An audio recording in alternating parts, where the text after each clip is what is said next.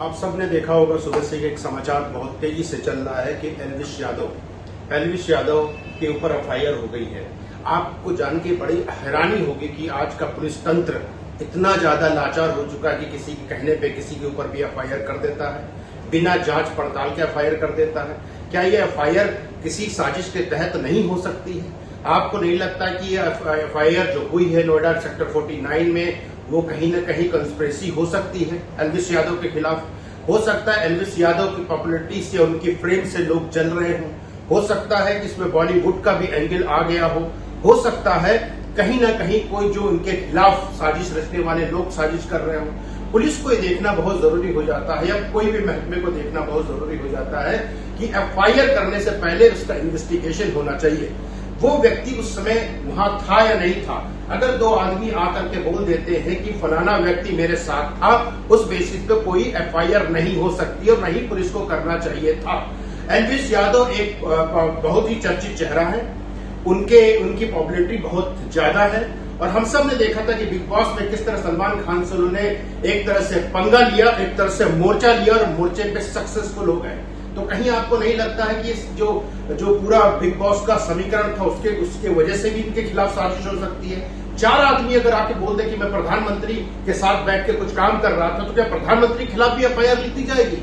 या चार आदमी आकर के बोल दे कि हाँ फलाने व्यक्ति फलाने मंत्री के साथ मैं था, क्या बिना इन्वेस्टिगेशन के एफआईआर कर दी जाएगी? ये बहुत बड़ी बात होती है, ये हमें सब कुछ देखना चाहिए और समझना चाहिए। और पुलिस तंत्र जो किसी के ऊपर एफआईआर इस तरह कर देता है, क्या इतना निष्क्रिय हो चुका है?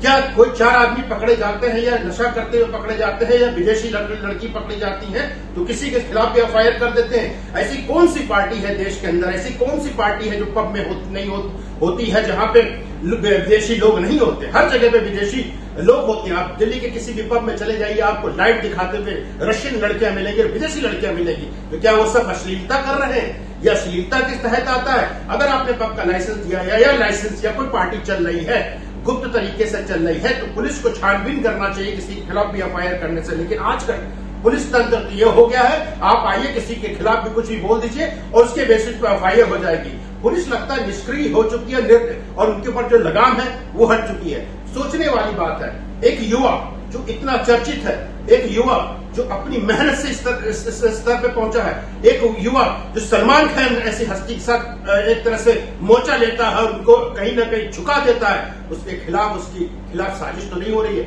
हम सबको ऐसे युवाओं के साथ होना चाहिए और मैं चाहूंगा कि जनता उसके साथ न्याय करे, जजमेंट ना दे, मीडिया ट्रायल लिया जाए। अगर जो भी चीजें होती हैं, दूध का दूध पानी का पानी होना चाहिए। अगर एल्विश यादव ने कोई भी गुनाह किया है या लिप्त पाए जाते हैं, तब उनके ऊपर ट्रायल होनी चाहिए। इस तरह से किसी युवा को बदनाम करना एक तरह से उसके खिलाफ उसकी इमेज को धूमिल करने के बराबर है। और इसके खिलाफ हमें लगता है मीडिया में भी एक केस होना चाहिए और उन पुलिस अधिकारियों पे भी केस होना चाहिए अगर ये गलत पाए जाते हैं।